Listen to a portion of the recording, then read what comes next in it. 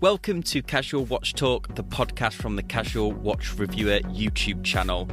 Join us as we talk everything watches, from watch collecting, the latest horology news and interviews. If you're not already subscribed, subscribe on your favourite podcast app. Let's dive into the show. Hey everyone, welcome back to episode 22 of Casual Watch Talk. As always, I'm joined by my co-host, Kris. Kris, how have you been? Doing well. Excellent, excellent. I know last week we were putting the old watch check on hiatus. How do you feel about that this week? I feel good. I think I think we're both wearing watches, and they're both from our collection, and it's completely reasonable. Well, then we'll dive straight into our watch obsessions. What we're going to do this week is we'll probably start off with our watch obsessions just because we've gotten a bit of a routine with that, I guess. But for the main part of the topic, after we've done the news, I think because I've certainly been obsessing over a lot of watches since we've been at our stay-at-home orders, I think it'd be cool to talk about, try and distill it down to 5. What do you think, Kris? Is 5? Yeah. It was hard, but I think it's good. It's a good number. Yeah, we'll try to distill it down to 5, and then so that'll be 10 in total, and you'll get an insight about what we've been obsessing over. And mine is totally different than I think what I would have been obsessing about maybe pre-stay-at-home orders, or maybe even 6 months ago. I suppose that's the thing with watches, is you're constantly evolving your taste. But anyway, let's do a little teaser. Have you had a watch obsession that you've been especially focusing on this week? Yeah, I'll go backwards, sort of like the most recent, and I think it was the NASA 5600 Casio. It just came on my feed, and I just I saw it all white, and I was thinking about the colored like the 5600 like in a particular color, and I knew they make one in blue, and so I was like, do they have like a navy blue one? Like, could that work? And yeah, and then Obsession opens up, and many windows open up on my computer, and they do make a blue one, but it's the inverted screen. So then I was like, right. So then I was thinking, like, what if I get the solar atomic one and then mod it, and then and this is how a $80 Casio becomes a $240 Casio.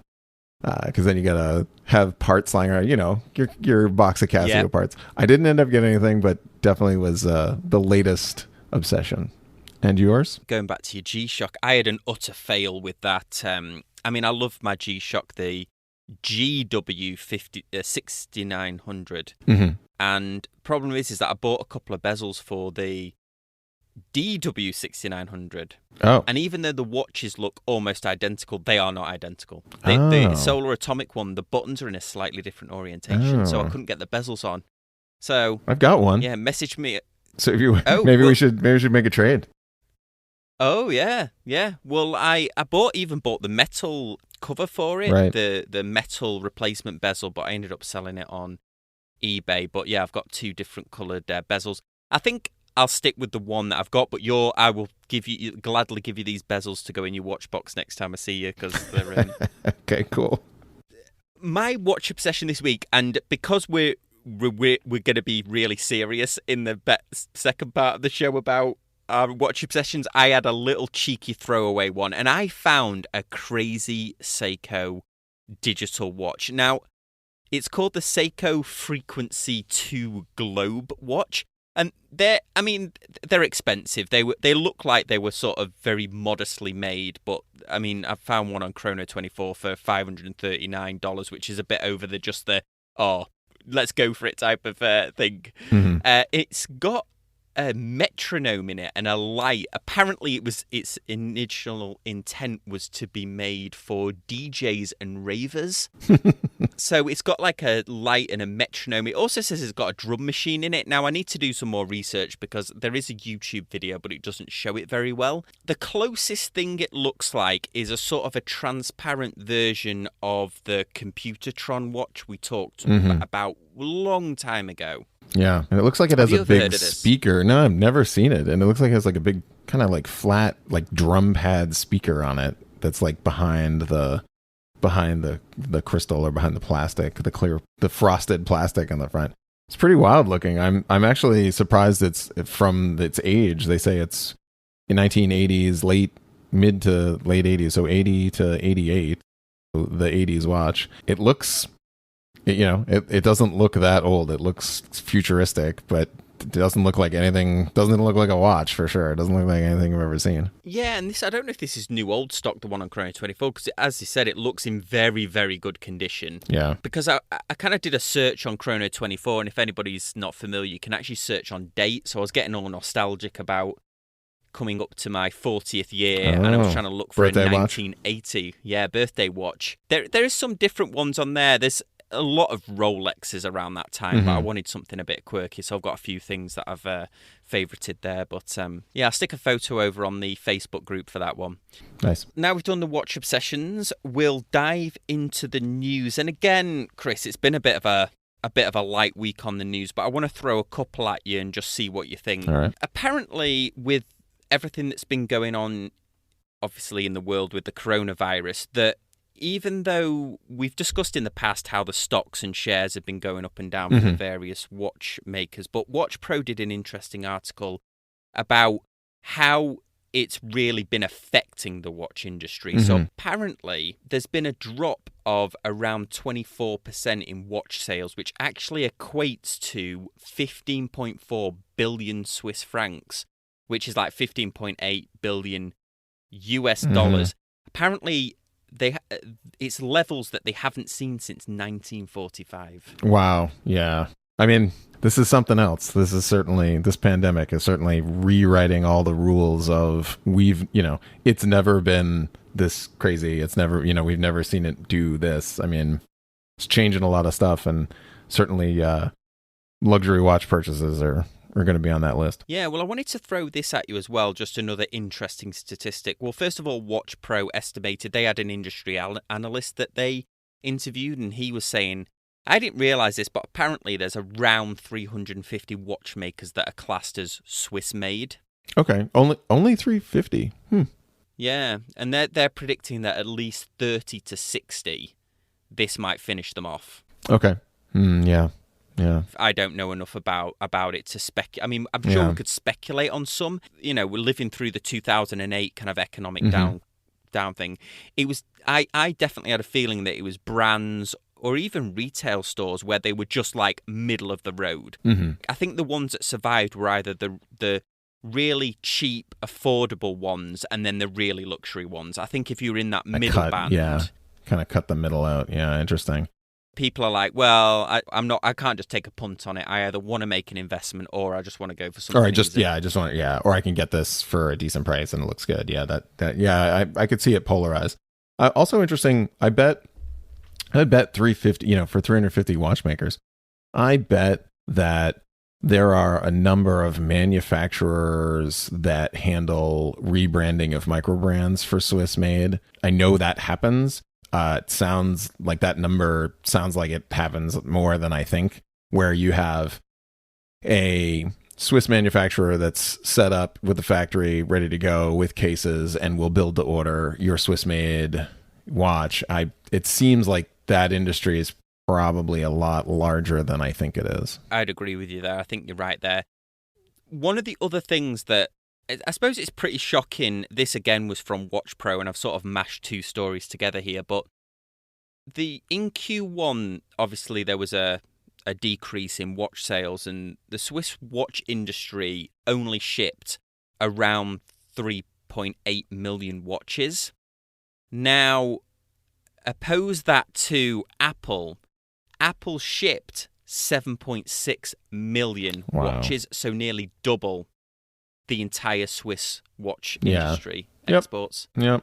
I mean, I think that will continue. That will continue. That's the new. It's a smartwatch. The good thing about the smartwatch stuff is it gets people sort of comfortable with wearing a watch. If I had to equate it to, let's say, like vinyl records, so you have audiophiles and they'll buy vinyl and then they'll buy the analog amplifier and then they'll buy but all of that stuff, the record collection, the space it takes up, you won't see that in anyone's house unless they're an audiophile and that they're like invested in that. And no one would necessarily think like, oh, well, you know, I could just like, if I go with this format, like I could get a little piece of, you know, like luxury, or, you know, maybe this analogy is bad, but my point is, for someone that's used to wearing something on their wrist, and, you know, like you have a watch on your wrist versus maybe 10 years ago, I think watch wearing was way down, and nobody thought like, oh, we have phones and computers and we need to wear wristwatches. So I think that helps like bring wearing of watches top of mind. So maybe still good, but I don't expect, you know, I obviously expect smartwatches to outpace Swiss mechanical watches for the foreseeable million years. So there was even some interesting stories this week around how Garmin's actually really taken the fight to Samsung to be the second maker of smartwatches, and so good on them that they managed to pivot. Tough thing about, I mean, right now, until battery technology changes, I mean, I know it will eventually. I mean, we're getting there for sure. But I mean, I looked, you know, 5-6 years ago, I thought about a smartwatch, and just I just can't charge it every day. I'm not going to charge it every day. I mean, I had a Fitbit for a while, and I mean, that thing would last a week and a half, and I'd still forget to charge it.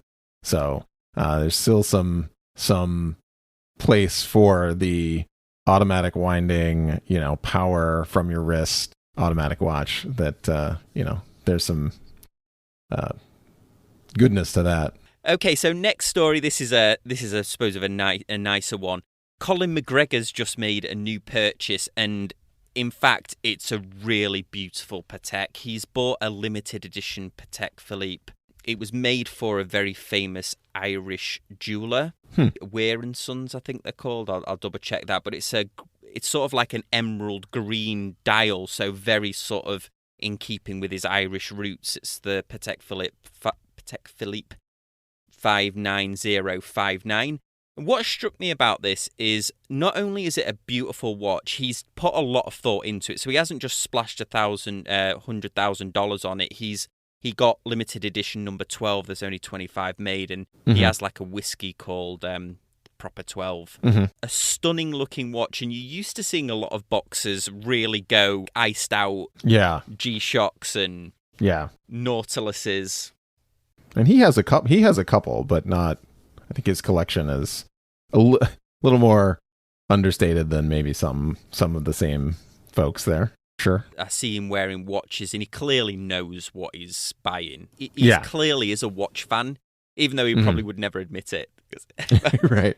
So I thought that was really interesting. He's got a niced out AP. Looks like once was a Royal Oak, but after all of the diamonds. But yeah, that Patek, that green, very cool looking, understated, certainly. I quite like the look of some of those iced out APs. It's certainly better than that god-awful trend in the 90s, early 2000s with that Jacob & Co. World Timer watch. I don't know if you remember it, but it had triangles and blue sections on it. It just looked a really looking dial. And for some reason, like, everybody had it at the time. I mean, those must be worthless now. Jacob & Co. still makes some like gaudy ones, but I think they're probably they pivoted, didn't they, to doing like the Astronomica and those other ones. Yeah, a lot of people, you know, there are a lot of speculators that think like that those style, that like beyond modern art style. I agree with you. I no love for any of the outlandish color ones. Next story before we finish up the news here, and this one hits quite close to home because it affected Rob, who's on our Facebook group. But there's I would say sort of famous, because I heard of them even being over since I moved in the US, but a big online watch seller called Page & Cooper. And I guess they were famous for having a lot of the quirky brands. I remember you could buy Fortis from them. They also had that Olek and Weiss that we were talking about. They had some of the non-mainstream brands. Now, this might be speculation, but cheers to Rob for posting this on the Facebook group. He'd actually paid them for a Zodiac watch. It took him quite a while to find out what had happened to it, This was back last year, and they offered to refund him the watch, but he offered to put it towards a Sinn watch. It seems like now I guess it's a rumor just because there's been no official statement from Page and Cooper, and I honestly know them from their YouTube channel. They had a sort of a semi-successful. It was good. Yeah, it was. I found it hit and miss. So like, I thought they were pumping out content sort of regularly, and I watched a bunch of their videos, and then they just kind of stopped for months. It was like, and then they went off on like, they would do sort of in the building, checking out watches, kind of a watch talk, thing, and then they switched. There was one where they were at Baselworld, and it was disjointed. So yeah, saw it. Yeah, I agree. They did a good one where they talked about the size of watches. Necessarily let the size of a watch put you off, because sometimes a bigger watch will wear smaller, and vice versa. They did an interesting one. But you're right, they did some cool ones where there was sort of two of them playing off each other, the owner and I guess one of his colleagues that worked there. Mm-hmm. And then when I forget his name now, but when the owner would do his own one, he had a tendency to ramble. Now, that's me pot calling the kettle black, because I totally ramble sometimes on mine, but sometimes he did over. Yeah, I think sometimes he just felt like doing a video, got his phone out and just kind of... Right, yeah. So there's some speculation now that they certainly closed down for COVID, but this actually, there's a sort of speculation that it might actually be more damaging to their business, and maybe they might not reopen. They've not made an official statement. Of course, it could be that it's COVID, and when they pick back up, they will start the business back up again. But I was having a look on Trustpilot, which is one of these company review sites. I'm sure you're familiar with it, and it looks like, I guess, the last couple of weeks it's not looking good. Reviews of people that have kind of tanked out. Yeah, they really haven't.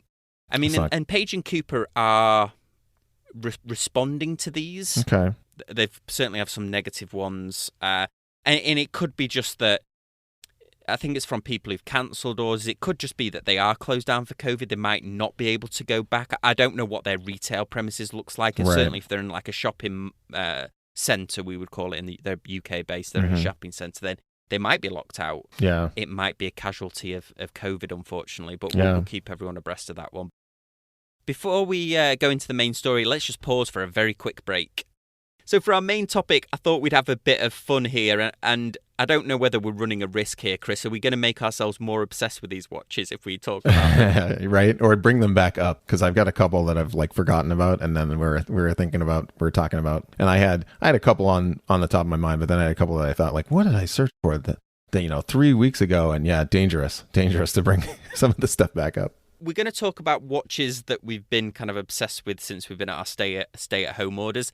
And I think, I don't know, I go back and forth on this. I find looking at watches a nice release, but then I don't know whether I'm also making intelligent decisions. I did buy a watch, though, this week. I bought... yes. Well, we'll see. We'll see if that decision was intelligent. Let's talk about it. Yeah, well, I bought the new... This isn't one of my 5, by the way. This is like a bonus. I bought the Yema Superman. Urban Gentry, he did a really good review on the mechanical one.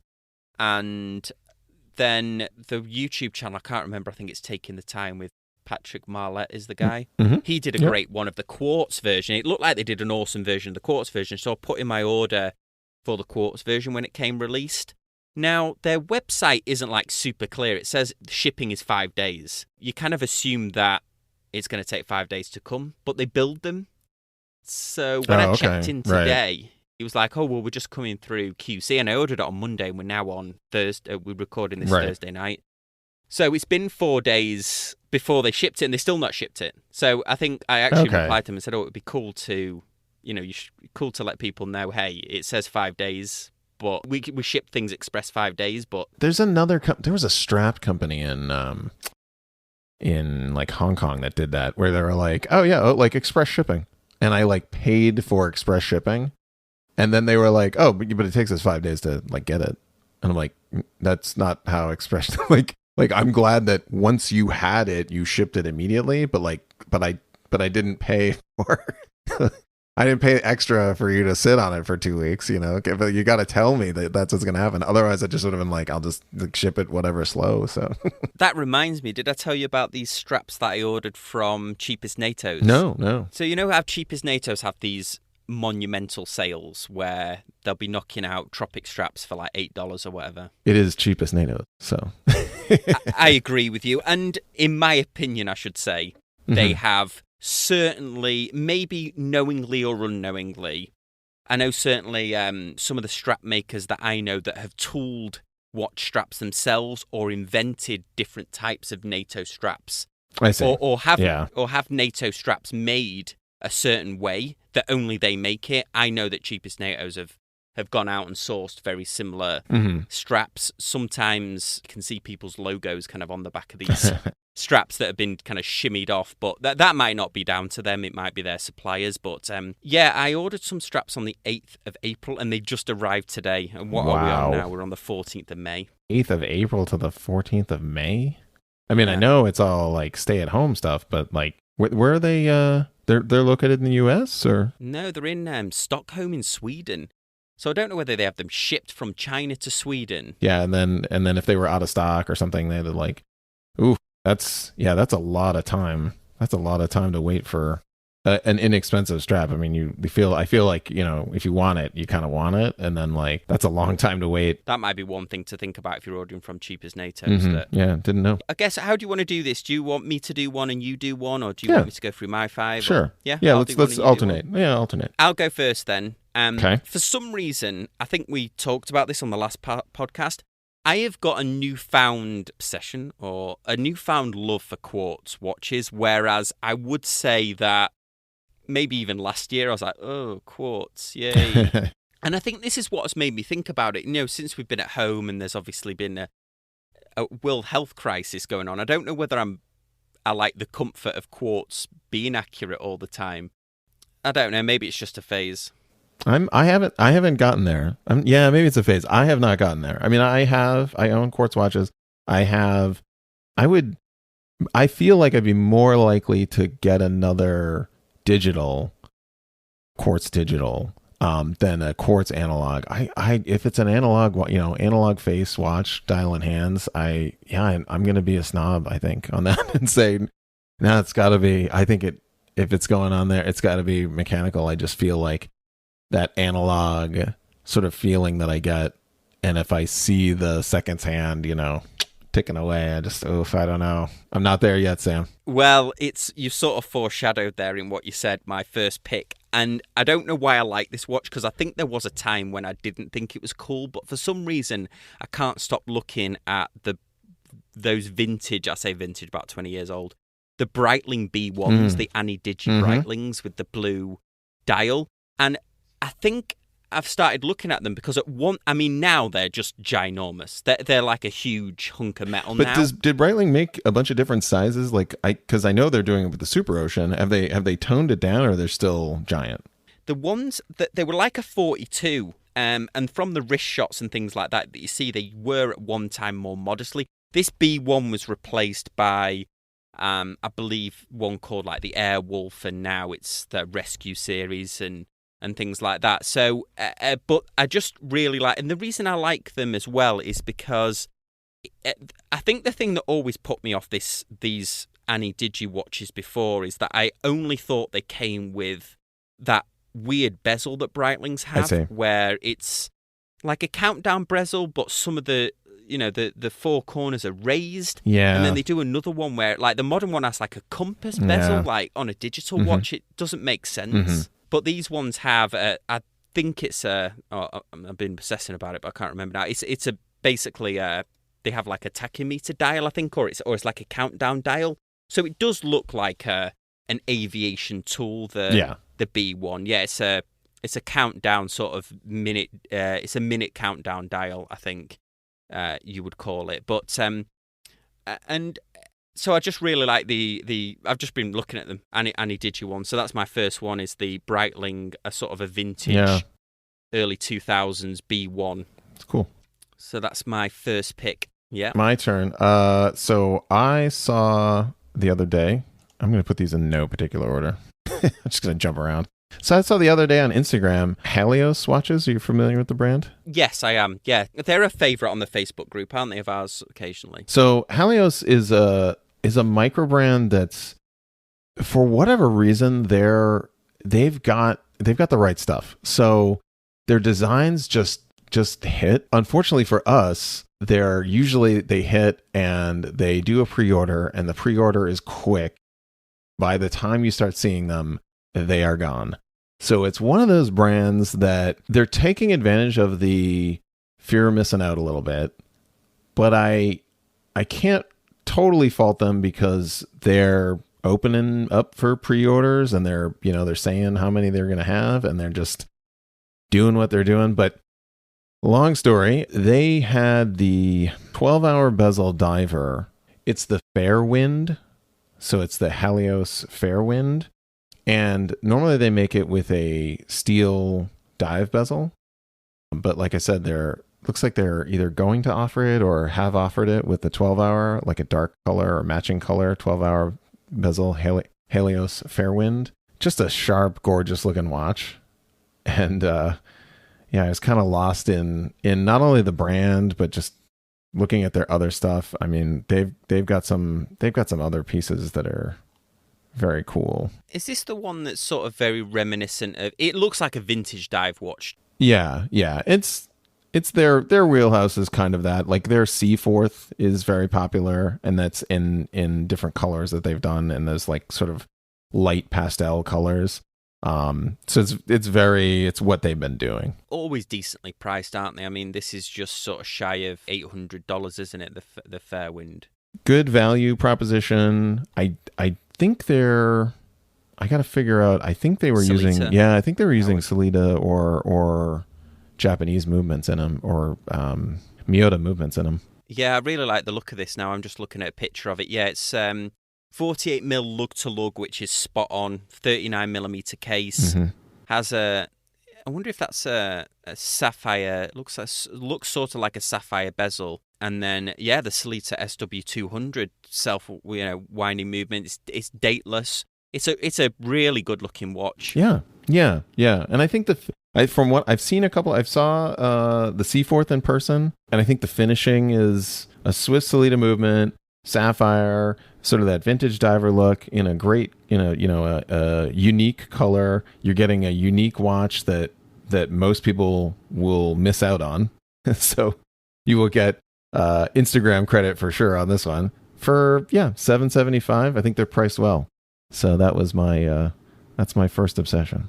I'm going to dive into my second one. And this watch, if you were describing it to another watch collector, I think they would look at you weird. Because the watch it's got a Submariner style case. It has hands that reminiscent of a Seiko Marine Master with white loom, but they're painted grey. The second hand has an arrow on it that big that it looks like it's a GMT hand. It has oversized indices, which are also grey with white, and it has extremely large Arabic numbers on it, but only a 12, a 9, and a 6, and where the 3 should be is just a date. And it has a bezel that looks like a Submariner. I can't guess it. Yeah, it doesn't sound cool, but for some reason I love this watch. This is the Breitling SuperOcean 42. Oh, okay. The new Super. Breitling Yeah, the brand new. Okay. 42. Okay, I was thinking that. Yeah. So it's just a weird like combination of things, but for some reason I don't know why you would have the hour and the minute and the second hand in like a grey sort of metallic, not chromed or gold or gilt hands. Yeah, it's like a grey, and that second hand looks like a GMT hand. The really oversized, like the 12, the 9, and the 6 they're ginormous in comparison to a normal watch's dial, aren't they? Really, I know the SuperOcean has a bit of that, and of course there's like no 3. Yeah, now that you say that, I mean, like I've worn this, I've checked this out. This was certainly on the maybe the longer obsession, but I never particularly noticed that those the Arabics are pretty big. I mean, they're pretty big, but maybe I'm just Maybe I'm used to it from my Bell and Ross stuff as the 12, 3, and 9. 12, 6, and 9 being huge. I like this YouTube channel where there's a guy that pretends that he's pitching films. Okay. So he records it twice. One time he plays like an exec, and the other time he's pitching a film. And it's so funny the way he does it. And I feel like this is that watch. Like you're going into the Breitling office and you're like, hey, yeah, so we're making like right. It looks a bit like a Submariner, but we're having grey hands. And they're like, oh, like a gold grey hands? No, we're going to paint them. So you're going to have these hands specially painted grey for what reason? No reason. Just because we like it. And then they'd be like, oh, we're going to have oversized numbers on it. Oh, you're going to have like, 1, 2, 3, 4, 5, 6, 7, 8, 9, to 12. No, just 12, 9, and 6. Like, yeah. And we'll save money because the 6 is essentially the 9, turned upside down. And they're like, okay, yeah, just go for it. Yeah, it's I wonder if it's the same. I wonder if it's the same dial, because sometimes watchmakers do this, or it's the same dial on the bigger watch. Is it the same dial, is the same size proportions for the 44 for the 42? I wonder if that's why. But for whatever reason, you're right. It hits. I like it. I've always liked it. I like it. Yeah. It just doesn't sound right. Like, but on paper, you're just like, you're gonna what? You're gonna what now?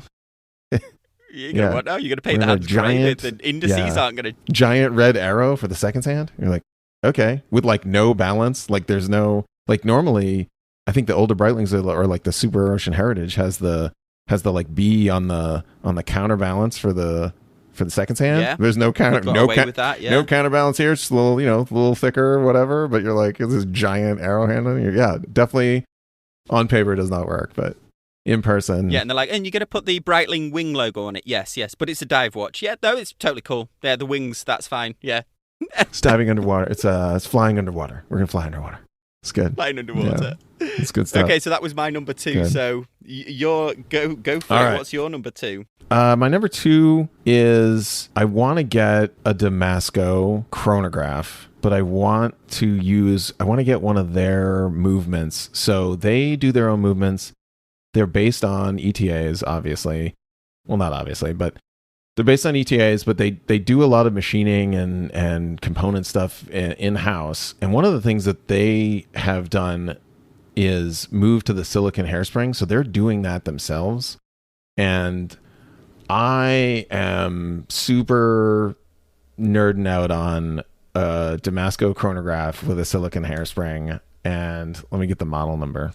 They do a great job, don't they, of those Damasko watches? Yeah, absolutely. They're just so utilitarian. They sort of take it a step further than Sinn, I think, dare I say, with the sort of utilitarianness. I think so. Yeah, I think Sinn has sort of branched out, at least their last couple years. I've seen them put they have a chronograph that's like basically a chronograph dress watch. This is Sinn we're talking about. Good looking watch, but definitely a dress chronograph, not a go on night maneuvers, go on like into the woods kind of chronograph kind of thing. So I sort of think they're moving that way. Whereas Damasko, it is serious tool watch, all business. So the one with factory silicon hairspring. So they make a 3-hand, but I like they make the 3-hand, which is the DK10, which is with the silicon hairspring, and then they've got the chronograph. And they're making these, aren't they? These silicon hairsprings. It's not something they're buying from like Omega or something. That's what they. That's I believe them. That's what they say. The DC66 is the one with the bezel. They offer the DC66 SI silicon. Comes with the red seconds. They also do. I think they can do made to order stuff. I think they can take requests. Like I've heard people get special like colors for the seconds hand on watches that didn't come with second. I think they'll do special requests. If I had a special request, I think I would do the silicone, but not. I would do it in black. I wouldn't do the red, just all black. So you wouldn't have the red SI on it or the red second. I want to be low key with it. Well, because I kind of think the SI logo looks like the Honda SI logo. It does right? Look like a car. Yeah, it looks like a car logo. Yeah. But I can get over that in the fact that anti-magnetic, completely, totally, super indestructible tool watch. They're doing the same stuff with Sinn, where they've got the submarine steel and the manufacturing processes, and they're focused on pushing the technology. The thing with Damasko is the design is very much like an instrument for telling the time, isn't it? It looks like a gauge that's come straight from a plane or, some from like scientific tool. They do an excellent job of it. If anybody's not familiar, definitely check them out. I would definitely say check them out. So shall I go on my number 3 then? So this one, we've been talking it up a storm on the channel, and usually not good, especially around the pricing, and I hate myself for liking it so much, but it's got to be one of those. And I hate myself because we talk about people getting suckered in by Seiko all the time, and it's the Seiko, the new 62 MAS versions that they're making, the SPB143, over $1,000 for a watch that should really be $700 or $600 at a push. I hate myself for liking it, but it looks so cool, and Seiko are going to do an amazing job of that dial. Like, the movements, I've had a real shaky time with them, but that dial, even from the pictures, it looks good, but in person, it's going to look incredible, that sunburst grey dial, and that slightly more modern proportion 62 MAS. I think they've got a real hit on their hands, as much as it pains me to say that they really... I mean, I guess I would just wait till it came down in price. I guess that's a good thing with Seiko, at least. I had a weird one yesterday. I thought if I could get my hands, and I actually did a search, so there's a watch modder obsession. If I could get my hands on a base spring drive movement and put that into a turtle or put that into one of these 62 MAS.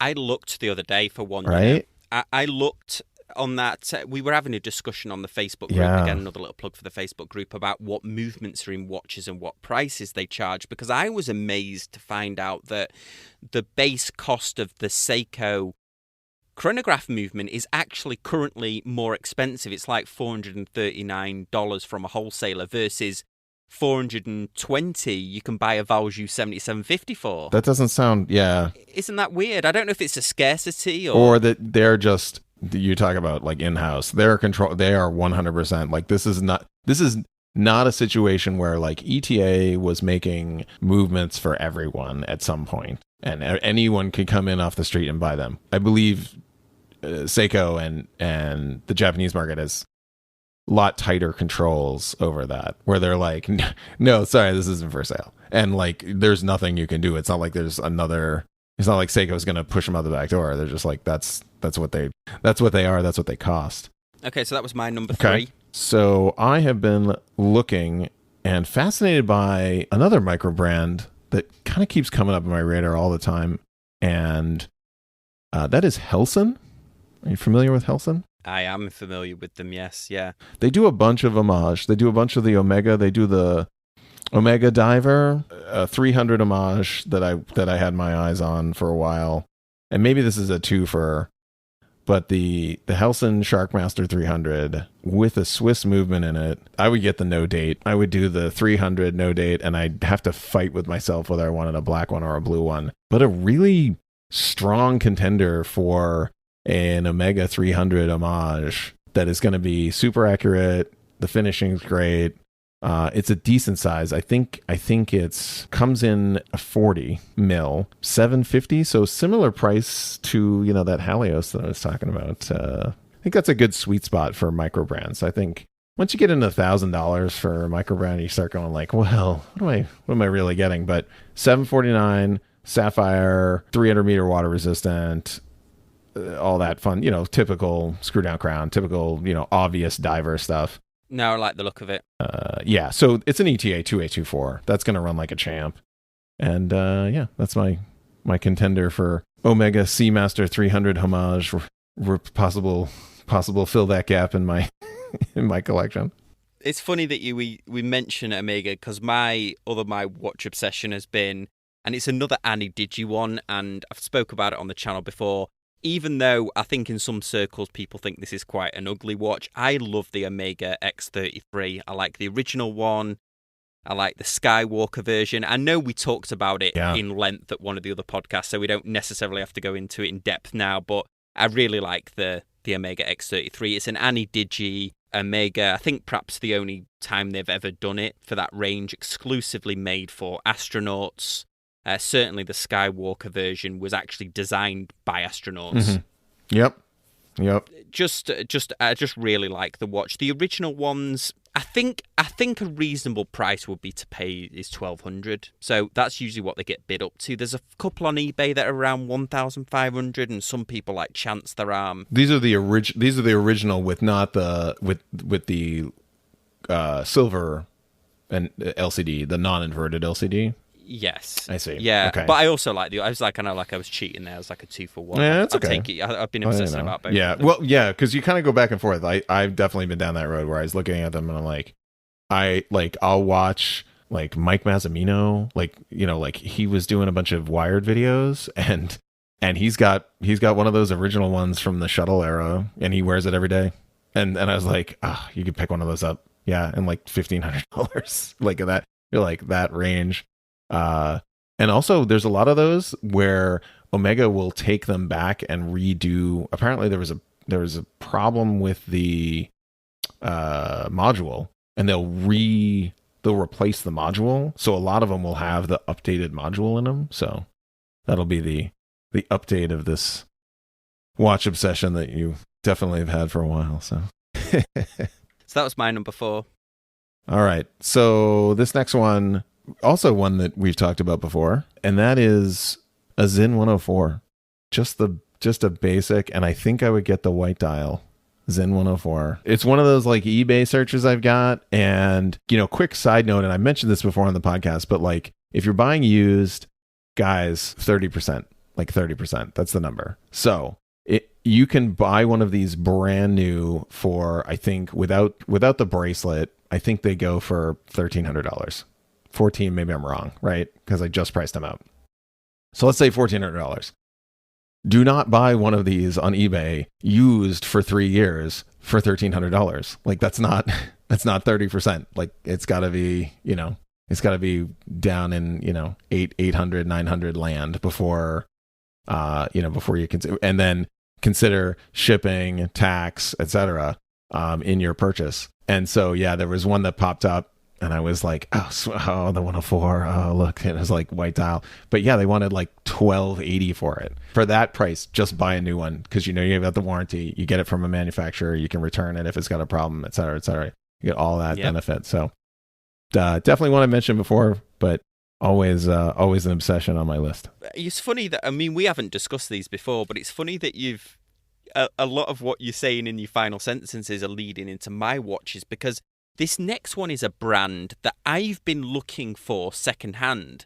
And the secondhand ones, or even the slightly used ones, seem to be more expensive than what the actual retail price is. And I mean, this goes for the brand in general, but we've been having a bit of a discussion back and forth on the Facebook group around Doxa this week.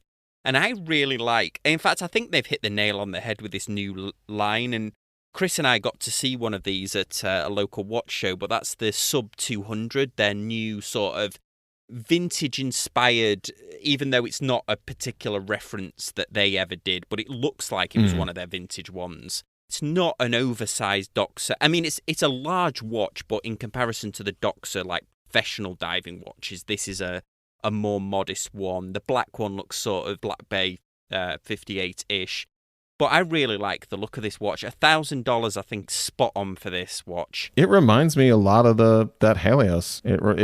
It's got that same sort of, I mean, they nailed that vintage diver of the Halios Fairwind. Very similar. And the blue is the one, you know, version in blue, fairly similar color. I quite like the fact that they've gone standard crazy Doxa with, I mean, I say crazy Doxa, but they made them these colors for diving, but they have bright yellow one. Yeah. An aquamarine blue version. And then like serious aquamarine. Yeah. Not like light. Yeah. Yeah. Not a little aquamarine. Yeah. Not like we're playing at this. No, this is like Miami in the 90s. We are doing aquamarine.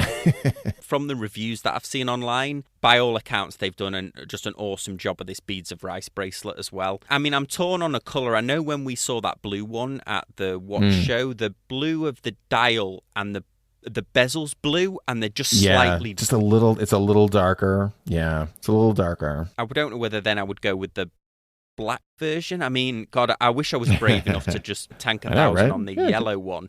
You know, for funsies. I think the loom color isn't... me, judgy of colored loom, I think I could get past it. Which I think it's a good...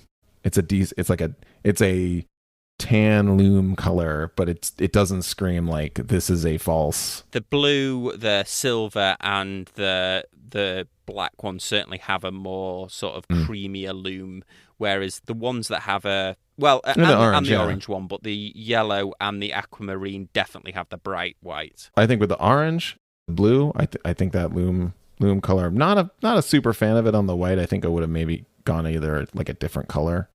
But yeah, lots to choose from there. Fun colors. That was my final one. So I'm going to go up right out of left field here for this one. So the other day I was watching someone on YouTube and I failed. I looked to find who I was, but just they just lightly mentioned this.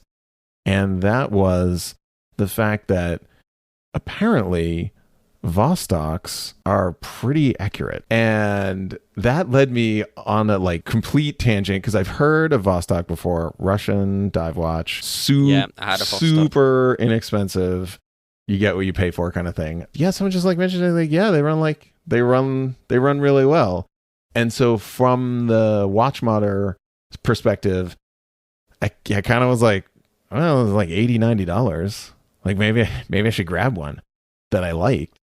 And so I don't think I landed on a particular model. So I think I'll disappoint with my model, but it was, you know, the aqua or the amphibian. What's the scuba dude? The scuba dude. Yeah, exactly. The most ones wasn't a particular brand because they come in. There's so many variants of them. There's a billion. Yeah. So I'm not even going to list a particular type, but I was looking through, just my obsession was definitely looking through and being like, what one of these looks pretty cool, and there's a handful out there that are pretty interesting. They kind of have the same sort of Doxa feel to it, the vintage diver feel to it, but in its own funky Russian way with like you mentioned Breitling's bezel with the chunky edges on it for no reason, that sort of thing. They love doing that, and like the color, they'll pour the color red into their in their bezel and their numbers and things like that. So I'm kind of interested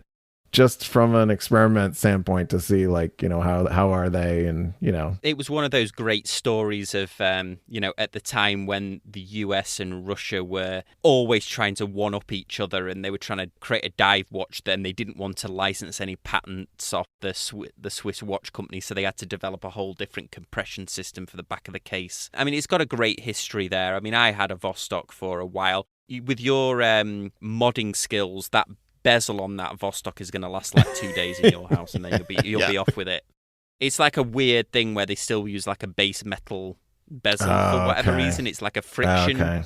It's like a non-friction non-bezel. But anyway, well, guys, let us know over on the Facebook group what your watches have been that you've been sort of obsessing over whilst we've been at stay-at-home orders.